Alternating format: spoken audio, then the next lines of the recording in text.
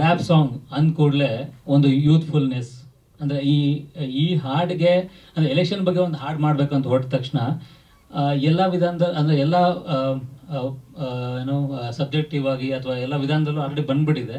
So rap ಇಟ್ಕೊಂಡು ಮಾಡಿದಾಗ ನಾವು ಅನ್ಕೋತಿರೋ ಟಾರ್ಗೆಟ್ ರೀಚ್ ಆಗ್ತೀವಿ. ಅಂದರೆ ನಮ್ಮ ಟಾರ್ಗೆಟ್ ಏನು, ಯೂತ್ನ ಟಾರ್ಗೆಟ್ ಮಾಡ್ತಾ ಇದ್ದೀವಿ.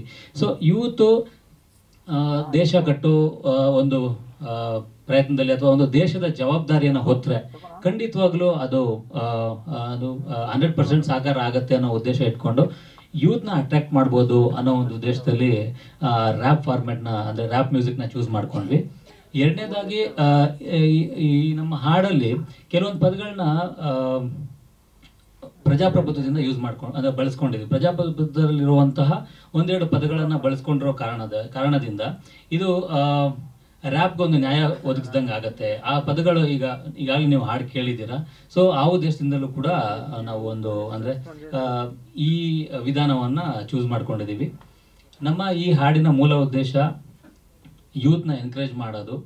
ಅವರು ಅಂದರೆ ಎಲ್ಲ ಯುವಜನತೆ ಜವಾಬ್ದಾರಿಯಿಂದ ತಮ್ಮ ಮತಗಳನ್ನು ಚಲಾಯಿಸಿದರೆ ದೇಶದ ಜವಾಬ್ದಾರಿಯನ್ನು ತಾವು ಹೊರ್ತಾ ಇದ್ದೀವಿ ಅನ್ನೋವಂಥ ಒಂದು ಇಂಟೆನ್ಷನ್ ಅವ್ರಿಗೆ ಬರಲಿ. ಅಂದರೆ just to inspire the youth that ನಮ್ಮ ದೇಶದಲ್ಲಿ ನಾವು ಅಥವಾ ನಮ್ಮ ದೇಶದ ನಿರ್ಮಾಣ ಕಾರ್ಯದಲ್ಲಿ ನಾವು ಒಂದು ಜವಾಬ್ದಾರಿಯನ್ನು ಹೊತ್ತಿದ್ದೀವಿ. ಅಂದರೆ ಓಟ್ ಹಾಕೋದು ಬರೀ ಅಂದರೆ ಹೇಳ್ತಾರಲ್ಲ ಸರ್, ಓಟ್ ಹಾಕೋದು ನಿಮ್ಮ ಹಕ್ಕು, ಅದು ಹಕ್ಕಲ್ಲ, ಅಧಿಕಾರ. ಅದು ಆ ಅಧಿಕಾರನ ಎಲ್ಲರೂ ಚಲಾಯಿಸಬೇಕು.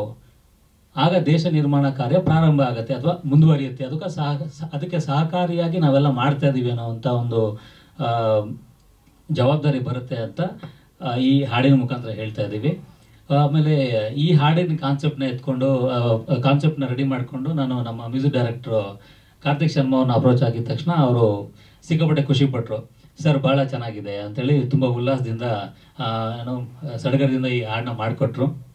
ಅದೇ ರೀತಿ ಈ ಹಾಡಲ್ಲಿ ರಾಕೇಶ್ ಸರು ಆ ಹಾಡಿಗೆ ಬೇಕಿದ್ದಂಥ ರೇಜ್, ಪವರ್, ಆಮೇಲೆ ಅದಕ್ಕೆ ಬೇಕಿದ್ದಂಥ ಎನರ್ಜಿ, ಪ್ರೈಡ್ನೆಲ್ಲ ತುಂಬಿಕೊಟ್ರು. ಅವ್ರ ಕಂಠ ಸಿರಿಯಲ್ಲಿ ಅಂದರೆ ಈಗ ಹಾಡು ಕೇಳಿರೋದ್ರಿಂದ ನಿಮಗೆ ಗೊತ್ತಿದೆ, ತುಂಬ ಚೆನ್ನಾಗಿ ಎನರ್ಜಿಯನ್ನು ಕೊಟ್ಟಿದ್ದಾರೆ. ಅದೇ ರೀತಿ ಅದಕ್ಕೊಂದು ಎಮೋಷನ್ ಕೊಟ್ಟಂಥವರು ಐಶ್ವರ್ಯ ರಂಗರಾಜನ್ ಅವರು. ಸೊ ಇವತ್ತು ಅಂದರೆ ಆಕೆಯವರು ಬರಲಿಕ್ಕಾಗಲಿಲ್ಲ, ಬಟ್ ಅವರು ಕೂಡ ತುಂಬ ಲವಲವಿಕೆಯಿಂದ ಖುಷಿಯಿಂದನೇ ಒಪ್ಕೊಂಡು ಮಾಡಿದಂಥದ್ದು. ಇನ್ನು ಈ ಸಾಂಗ್ನ ಕೊರಿಯೋಗ್ರಫಿ ಮಾಡಿದ್ದು ಅನನ್ಯ ಅಮರ್ ಅವರು. ಅವ್ರದ್ದು ಮಾಧ್ಯಮಾನಿಕ ಸಂಸ್ಥೆಯಲ್ಲಿ ಒಂದಷ್ಟು ಡಿಪಾರ್ಟ್ಮೆಂಟ್ಗಳಲ್ಲಿ ಅವರು ವರ್ಕ್ ಮಾಡ್ತಾ ಇದ್ದಾರೆ. ಮೀನ್ ವೇಲ್ ಅವರ ಕೋರ್ ಪ್ಯಾಷನ್ ಆಗಿದ್ದು ಸಾಂಗ್ ಕೊರಿಯೋಗ್ರಫಿ, ಅಂದರೆ ಡ್ಯಾನ್ಸ್ ಅವರ ಪ್ಯಾಷನ್. ಸೊ ಅವರ ಮೊದಲ ಸಾಂಗ್ ಕೊರಿಯೋಗ್ರಫಿ ಇದಾಗಿದೆ. ಥ್ಯಾಂಕ್ ಯು ಅನನ್ಯ ಅವರೇ, ತುಂಬ ಚೆನ್ನಾಗಿ ಮಾಡಿದ್ದೀರಾ. ಆ್ಯಂಡ್ ಮ್ಯೂಸಿಕ್ ಸೈಡಲ್ಲಿ ಅವ್ರ ಜೊತೆಲಿ ಬಂದಂಥ ಅದೇ ಅಂದರೆ ಅವರ ಸಹಪಾಠಿಯನ್ನು ಹೇಳಬೇಕು. ಅವರ ಸಹಭಾಗಿತ್ವ ತಗೊಂಡಂಥ ಸ್ಮೈಲ್ ಗುರು ರಕ್ಷಿತ್ ಅವರಿಗೆ ಥ್ಯಾಂಕ್ಸ್ ಹೇಳಬೇಕು. ಅವರಷ್ಟೇ ಎನರ್ಜಿನ ಕೊಟ್ಟು ಸಾಂಗಲ್ಲಿ ಪರ್ಫಾರ್ಮ್ ಮಾಡಿದ್ದಾರೆ. ಸೇಮ್ ವೇಟೇಜಲ್ಲಿ ತೇಜಸ್ವಿನಿ ಶರ್ಮಾ ಅವರಾಗಲಿ, ಆಮೇಲೆ ನೀತು ಮೇಡಮ್ನ ಹೋಗಿ ಕೇಳಿದ ತಕ್ಷಣ ನಾನು ಮಾಡ್ತೀನಿ ನಮ್ಮ ಹಾಡಿನ ಕೇಳಿದ ತಕ್ಷಣವೇ ಅವರು ಸಿಕ್ಕಾಪಟ್ಟೆ ಥ್ರಿಲ್ ಆದರು. ಇಲ್ಲ ನಾನು ಮಾಡೇ ಮಾಡ್ತೀನಿ ಅಂತ. ಅಂದರೆ ಯಾವುದೇ ಎರಡನೇ ಥಾಟ್ ತೊಗೊಳ್ದೆ ತುಂಬ ಚೆನ್ನಾಗಿ ಮಾಡಿಕೊಟ್ರು. Thank you madam.